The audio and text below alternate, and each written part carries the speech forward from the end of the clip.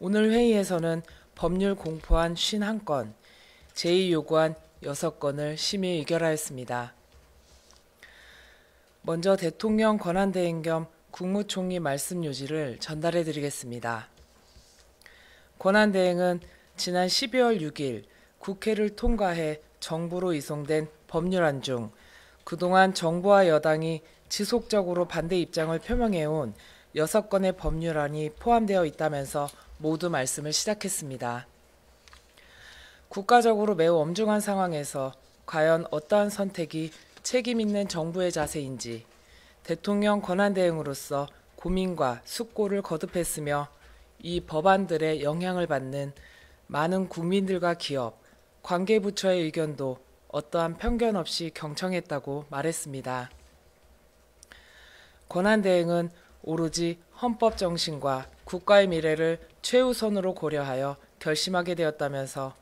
국회 입법권과 입법 취지는 최대한 존중되어야 하지만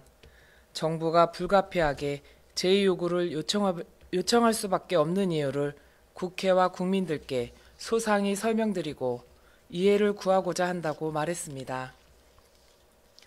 권한대행은 농업사법 개정안과 관련하여 농업, 농촌의 발전과 농업인들의 소득 보장을 위한 국회의 입법 취지는 충분히 이해하고 존중하지만 이 법들이 시행되면 시장 기능을 왜곡하여 쌀 등 특정 품목의 공급 과잉이 우려되고 막대한 재정 부담을 초래할 것이라고 설명했습니다. 재난피해 지원 및 보험의 기본 원칙과도 맞지 않아 상당한 논란도 예상된다고 덧붙였습니다. 이어서 권한대행은 양곡관리법 개정안에 대하여 지난 21대 국회에서 정부가 이미 한 차례 제2요구권을 행사했고 국회 재의결을 통해 부결되어 폐기된 바 있다면서 이번에 다시 정부로 이송된 동법 개정안은 제2요구 당시 정부에서 이의를 제기한 남는 쌀 의무 매입에 대한 우려사항이 보완되지 않았을 뿐만 아니라 오히려 양곡의 시장 가격이 일정 가격 미만인 경우 정부가 그 차액을 지급토록 하는 양곡 가격 안정제 도입 규정이 추가되었다고 말했습니다. 이 개정안이 시행되면 고질적인 쌀 공급 과잉 구조를 고착화하여 쌀값 하락을 더욱 심화시키는 결과를 초래할 뿐만 아니라 쌀 생산 확대로 시장 기능 작동이 곤란해져 정부의 과도한 개입과 막대한 재정 부담을 가중시킬 것이며 정부의 한정된 재정 상황을 고려했을 때 쌀 의무 매입 제도와 양곡 가격 안정제 시행에 막대한 재정이 투입된다며 스마트팜 확대, 청년 농업인 육성 등 대한민국의 미래를 위한 농업, 농촌 투자를 매우 어렵게 할 것이라고 설명했습니다. 이에 정부는 이번 개정안에 대한 대안으로 농업계 등 각계의 의견을 수렴해 한국형 농업인 소득 경영 안정 방안을 마련하였으나 국회에서 충분한 논의와 타협 없이 이번 개정안이 통과되어 매우 안타깝다고 했습니다. 이어서 권한대행은 농수산물 유통 및 가격 안정에 관한 법률 개정안은 채소, 과일 등 주요 농산물의 시장 가격이 기준 가격 이하로 하락하였을 때 정부가 생산자에게 차액 지급을 의무화하는 내용으로 이 개정안 또한 양곡관리법 개정안과 같은 부작용이 우려된다고 했습니다. 농산물 가격 안정제가 시행될 경우 농산물 생산이 가격 안정제 대상 품목으로 집중되어 농산물 수급 및 가격이 매우 불안정해질 것이며 과도한 재정 부담이 발생하고 이로 인해 미래 농업 농촌을 위한 재원 배분이 어려워져 시장을 왜곡하는 농산물 가격 지지 중심에서 농가 소득 안정망을 강화하는 방향으로 농업 정책을 전환하는 세계적 추세에도 역행하는 접근이 아닐 수 없다고 강조했습니다. 농업재해대책법과 농업재해보험법 개정안은 농업 분야에서 재해 피해 발생 시 피해를 입은 시설의 복구 및 피해 주민의 생계 안정을 위한 지원을 넘어서 재해 이전에 생산에 투입된 비용까지 보장하는 내용을 담고 있고, 자연재해로 인한 피해가 발생하여 농업인에게 보험금을 지급하더라도 보험료율을 할증할 수 없도록 제한하고 있다고 설명했습니다. 국가가 재해 복구비 외에 생산비까지 보상하는 것은 재난안전법상 재해 지원의 기본 원칙에 반하며 다른 분야와의 형평성 문제 및 도덕적 해이가 우려되며 자연재해로 인한 피해를 할증 적용에서 배제하는 것은 보험료가 재해 위험도에 비례해야 한다는 보험의 기본 원칙에도 반하며 재해 위험도가 상이한 모든 가입자에게 동일한 보험료율이 적용되어 가입자 간 형평성 문제가 생겨 민간 보험사들이 영세한 농업인들의 보험 가입을 오히려 꺼리게 된다는 점도 간과할 수 없음을 강조했습니다.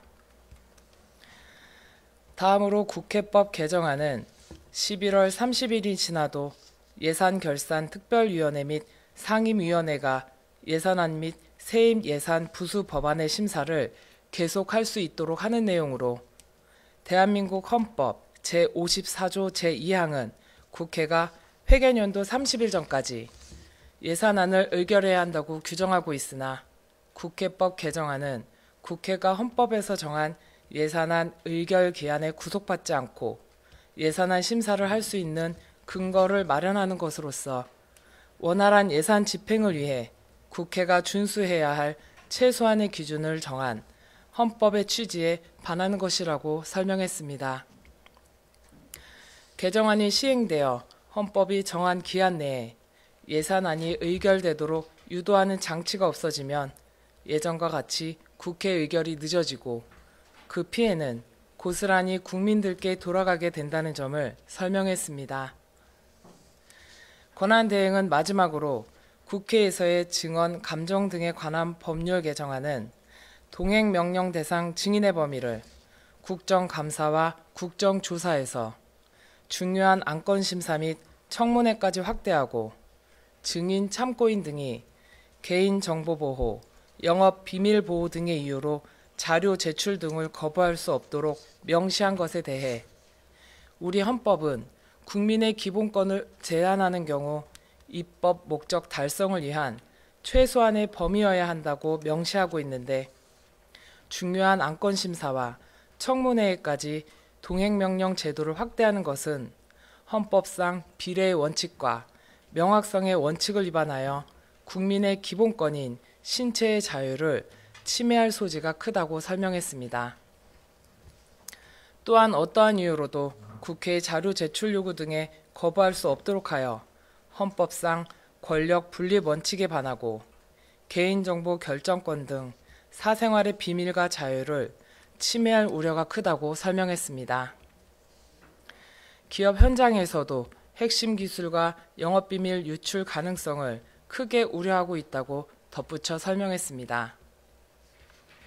권한대행은 어느 때보다 정부와 여야 간 협치가 절실한 상황에서